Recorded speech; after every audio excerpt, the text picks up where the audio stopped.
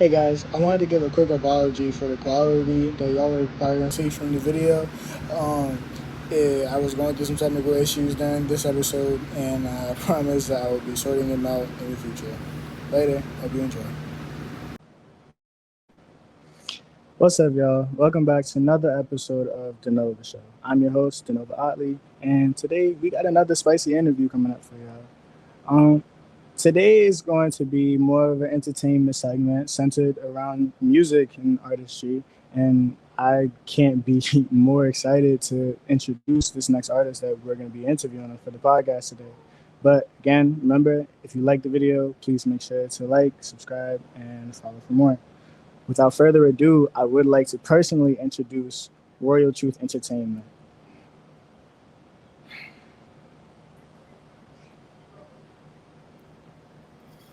What's up? What's up? Hi, how What's are y'all doing up? today? What's Okay, going on? so just to give a baseline for everyone that's new here, these are this this is Reese Royal and Royalty. They are the founders, co-founders, however you want to put it, of Royal Truth Entertainment (RTE), and they are the interviewees for today's show. Um, would you guys like to introduce yourselves a little bit more? What? Bro, you I gonna was go asking if you first? got. Can y'all I hear know. What'd me? you I say? heard you. I was gonna say my brother gonna go first, or nephew or not. But I guess not. Go ahead. No, I couldn't hear what he said. He said, "Would we like to what?" I was asking if either of y'all would like to introduce yourselves a bit further. All right, yeah, I'll go ahead. As you know, it's up here. I'm Royalty, co-founder of Royal Truth Entertainment. Reese. I'm Reese Royal, singer songwriter. I'm trying to make sure my son's logo shirt comes with seen so I can see who that is. But Reese Royal, artist, been singing for a bit. We won't worry about the age and everything right now. But yeah, neo soul, hip hop, southern soul. I love any type of music, and I am so honored to be here with my nephew, doing his thing and then sharing my music on his platform. So, yes, I'm Reese Royal. You want to check out my music on all platforms? You can check it out. And for those tuning in for the first time, as a in one sentence, what would either of you describe Royal Truth Entertainment as a whole? Um, I'm gonna say a family. That's Hmm. what I'm gonna say because basically, how it started with just a dream. You know, you have someone in your family, i.e., Reese Royal, that has all this talent. And I Mhm. don't want to say it was going to waste, it just wasn't being utilized. So, I mean, it happens a lot in a lot of our families today. You know, a lot of young people have a lot of talent, but they are so worried about getting noticed or I can't get a deal or what have you. So, this is why we decided to found Royal Truth Entertainment. Um, Independent based. We're not signed with anybody. We are doing everything on our own. Um, if you have a dream, you have to just continue to follow it and chase it. So you know that's why I say it's a family. It started with Reese Royal, and I mean I would listen to him sing every day, and you have heard him sing too, Nova. So you know he can Yes, blow. sir. So Definitely has we some listen lines to in him. We there. listen to him blow, and you listen to people on the radio, and you're like, well, why isn't this guy on the radio? Why isn't this guy entertaining people at the BET Awards, at the Grammys? You know, he is literally that good. So All right. sitting down and talking with him and saying, bro, let's pursue your dream, our dream. Because, you know, I just said I'm the co founder. However, I still deal with music. I'm a DJ by trade. Been DJing for years, and so music is in my heart. You know, Hmm. I did a little producing and making beats. So we're going to continue that with this company now. But that's my take on Royal Truth as far as being a family. And I'll let Bruh go ahead and tell you the slogan, and maybe you'll have a better understanding of why we go that route anyway.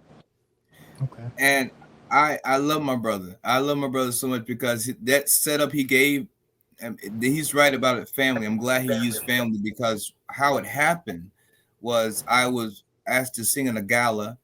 I sang, and after the show was over, a guy named Randy Jenkins from Earth, he played for Earth, Wind and Fire. He was like, "Are you in the studio? On the studio?" He said, "No." I said, "Well, you in the studio now?" And from that date on, I went into the studio, and I started recording. And what I did was take music I had recorded for 20 years, music I had been not music I recorded, music songs I had written over the last 20 years.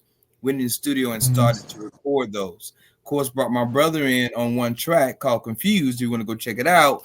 And then from there, I became up there. I was getting gigs. I was asked to come on radio shows, and all these things started happening. And as a family, we came up with the idea of Royal Truth Entertainment.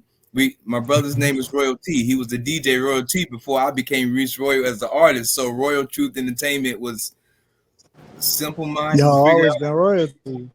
Yeah, and royalty, and our theme is that we're all descendants from kings and queens, so claim your throne.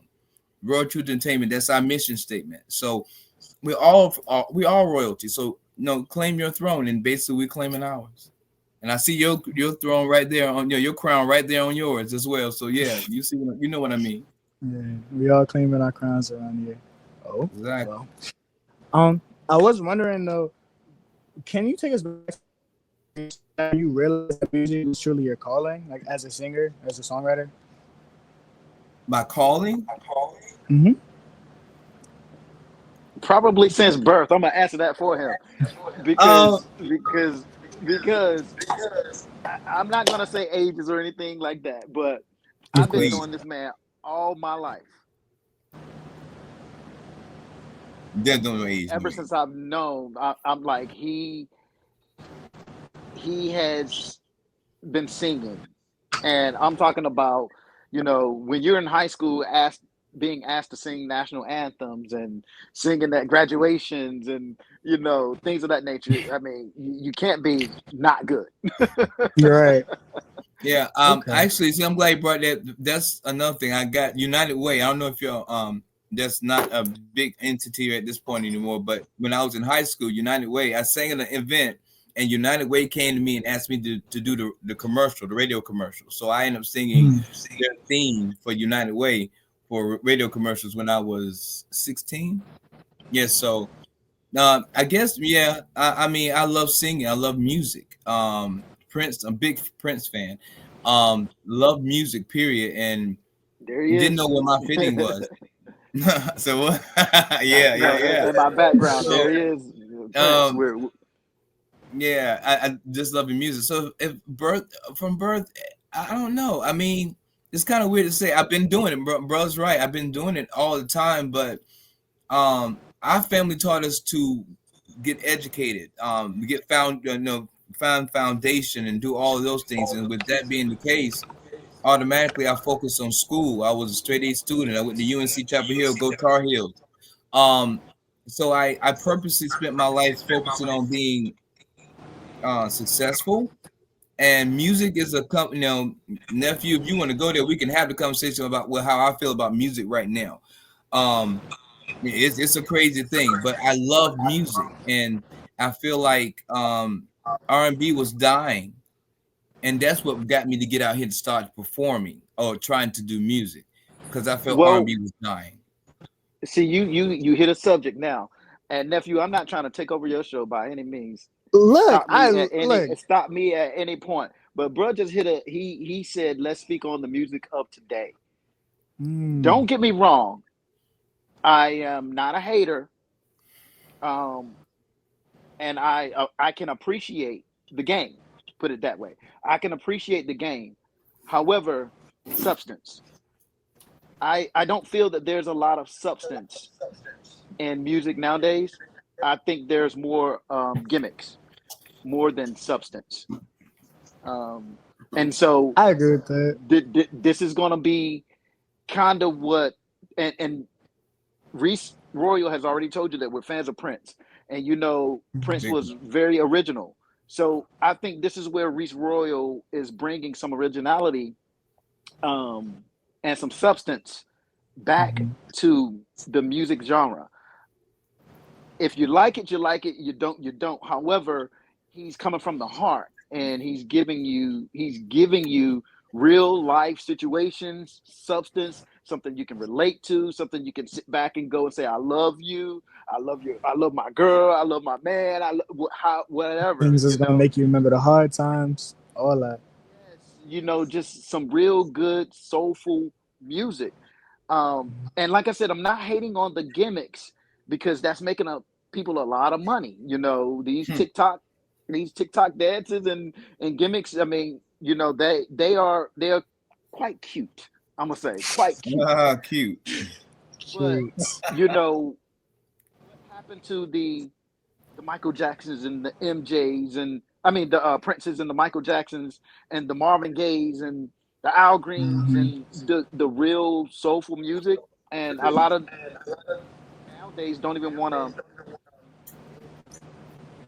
or even think about it because they're so used to type of songs. Now, don't get me wrong, I listen to it too because they are very catchy.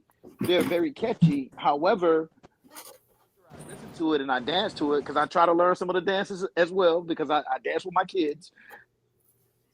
I think to myself, well, what did I just listen to? What were they talking about? You know. What they were talking about. I mean, Yeah. as an artist, I respect every artist's ability to do what their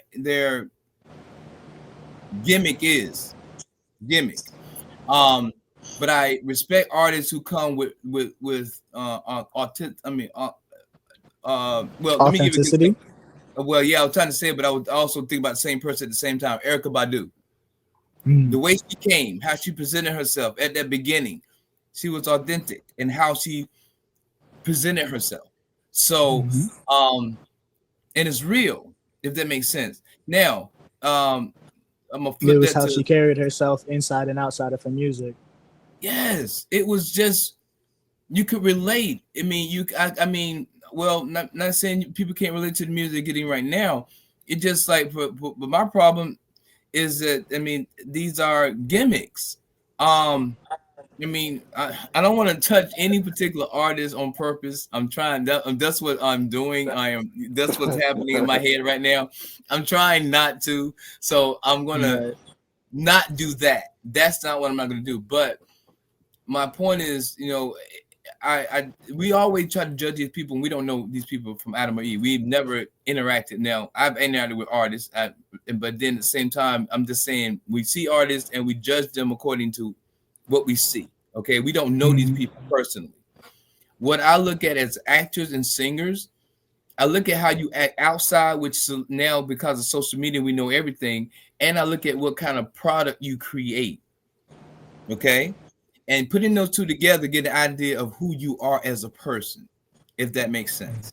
And so, if you talk about this in your music and you act like this over here, this is a gimmick. This is not really who you are. But if it's your music is actually who you are, and that's what you're showing, that's where I feel like we're Mm. if you If get me what I'm saying on that. if But you're sometimes, bro, and I don't want to like go against you, but sometimes when you're an artist, um, that person on stage is going to be different than that person off stage. It's like their alter ego. Sometimes, Okay. sometimes. Sometimes, yeah, So, granted. so, I feel so like I think. Go ahead, Nova. Go ahead. I was gonna say I feel like a person's on stage presence is them trying to show you what their values are as an artist and what they want to share with you through their work. But how they act outside of their artistry could be completely different as to who they try to convey on stage, Well, and that could and sometimes. honestly, I don't think we should know any of their personal lives. And there are very few artists that actually stay out of the limelight and they don't want you to know about their Mhm. personal lives. And there are so many that let you in their personal lives, and then those are the ones that are always on the news about something. Catch 22 there because you're getting publicity, whether it's good or bad, but you're getting publicity and you're getting views and likes and things of that nature. So people are going to want to come and see you, whether it's good or bad, going to want to know what's going on with you. And they're helping you get rich. You know, so I'm gonna play devil's advocate here and speak of two different artists right now who their music really told you what they're going through personally, and yet it was also who they are for real. Mary J. Blige and Luther Vandross. Luther Vandross, we didn't know his personal life till afterwards, but his music really actually told us. Mary J. Blige always told you what she was going through. I can see that. Always in her music, you knew what she was going through directly, and who she was. And her music stayed in that group always. She didn't ever go away from that ever in anything she did. well, most music I think is coming from people's personal endeavors anyway. Whether they may sauce it up a little bit, I think a lot of our ideas, I mean, it's just like these movies, you know, a lot of these ideas come from your own mind. WAP. WAP. That's a personal. I really feel like I don't want to know that much about Megan or Carly with WAP. You know, Yeah. because I was gonna do. I was. I don't know about you, but I would like to know. No. I was gonna do a song called "Bad." Yeah, and we know what that stands for. You want me to write it in the caption? No, we may not do that. We have to end the show. But if they can do WAP, why can I not do bad? If they can say about why can I talk about a big ass? Okay. Okay. Oh, hey! I feel like is this the music y'all listen to right now? I feel like honestly, that. if you were to put something out like that nowadays, it wouldn't necessarily fail just because of the maturity level in general now.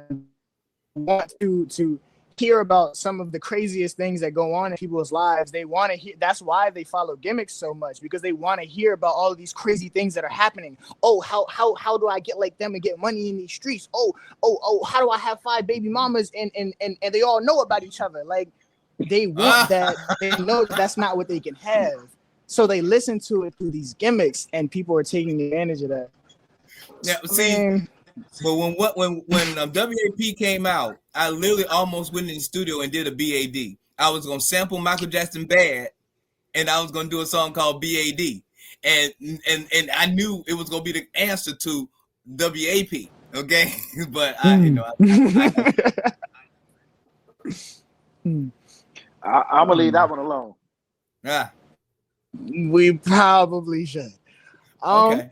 I wanted to get back on because I remember y'all were talking about y'all's influences. One of y'all's biggest influences being Prince. I wanted to come back and ask for the both of y'all because I figured that it may have been different due to, I guess, the different types of music that y'all have put out, or in terms of like what y'all do with being DJ and the types of songwriting that you put out on as well.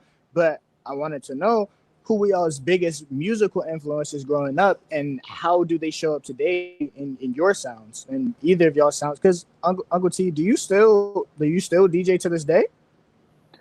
Or you still currently no.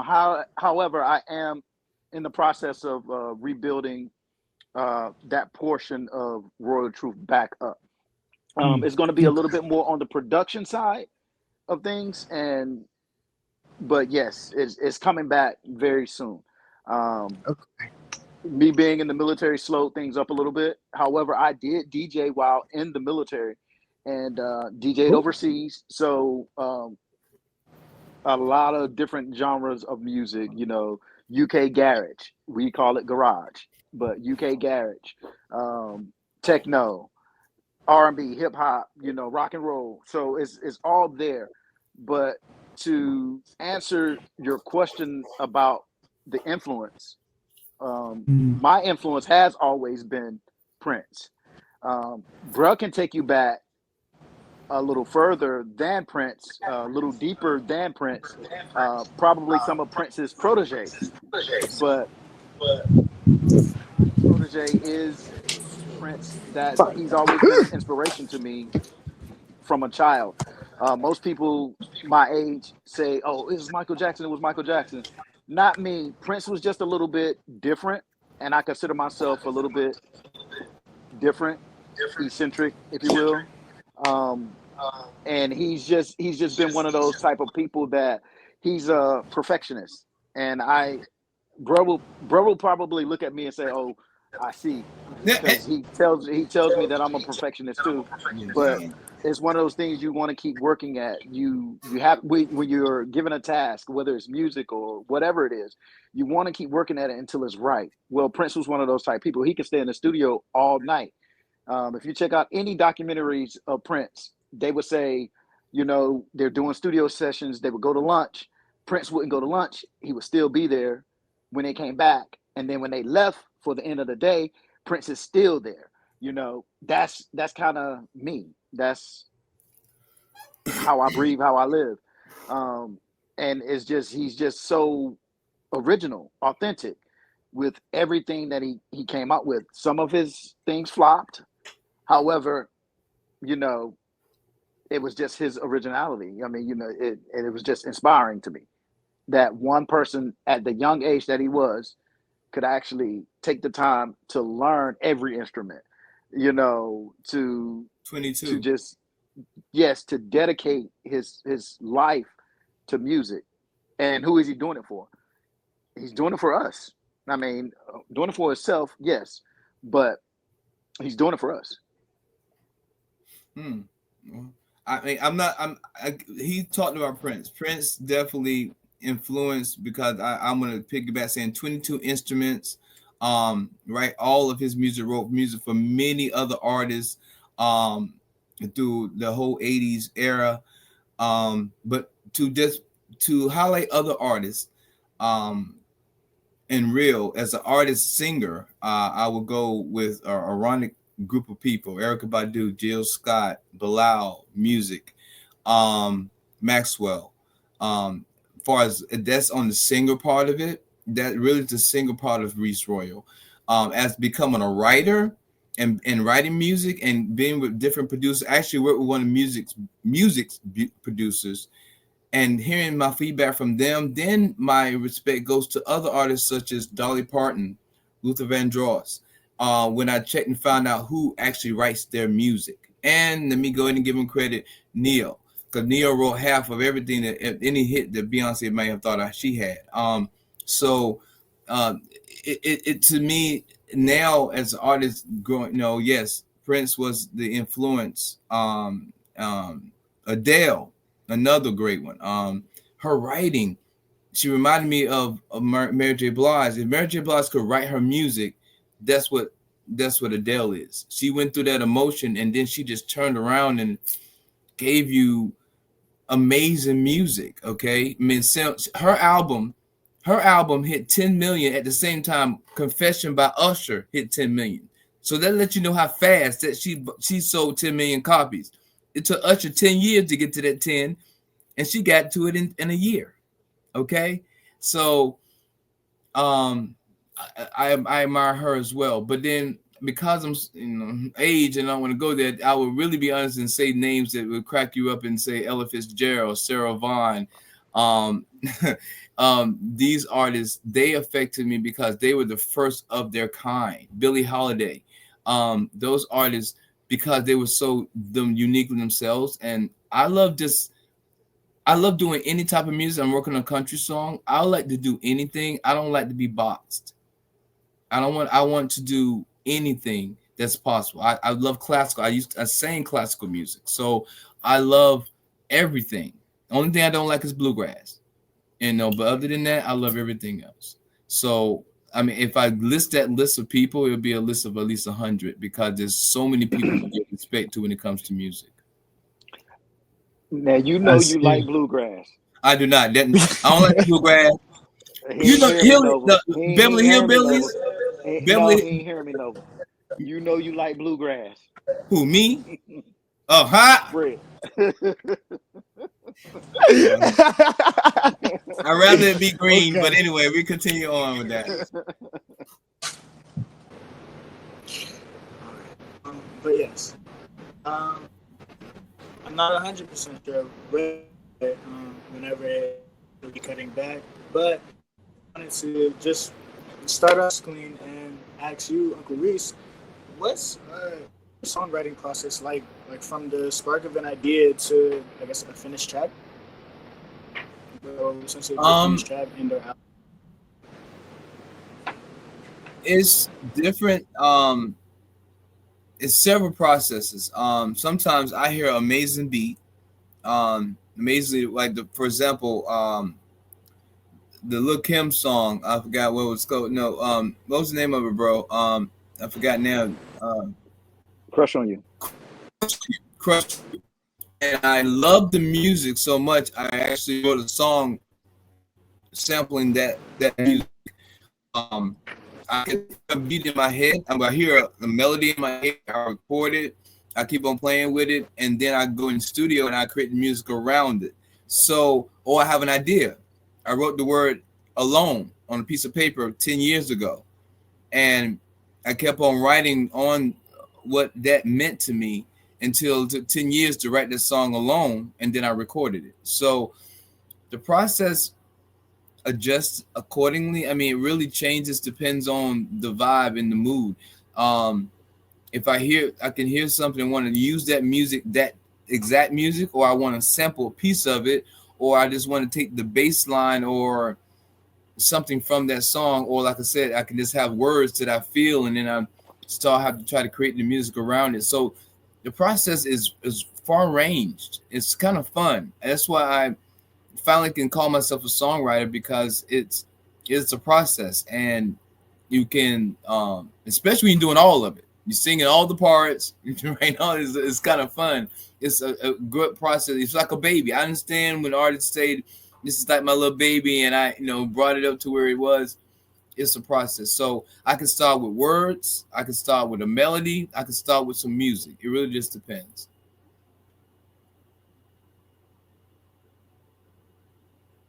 I think you're frozen because you're not moving, nephew. Are you okay? I'm gonna say you moving. All right, I will make sure you won't frozen too, bro. I don't know. We are still on. It's starting to get a little bit later in the day, and I have a couple of answers I need to find, but I wanted to make sure she will be interested in coming back for part 2 of the interview, because I generally really enjoyed having y'all on here, and I feel like the fans will as well. Yeah, would y'all be open to a part 2? Definitely. Yeah, Definitely. Well, y'all heard it here, y'all. Make sure y'all tuned in, and again, if you liked the video, please be sure to like, subscribe. And for more, be sure to check out part 2 of the Royal Truth Entertainment interview. Be sure to check out Royal Truth Entertainment on Instagram, YouTube, all that. Again, I'm your host, DeNova Otley, and this has been DeNova. Peace out.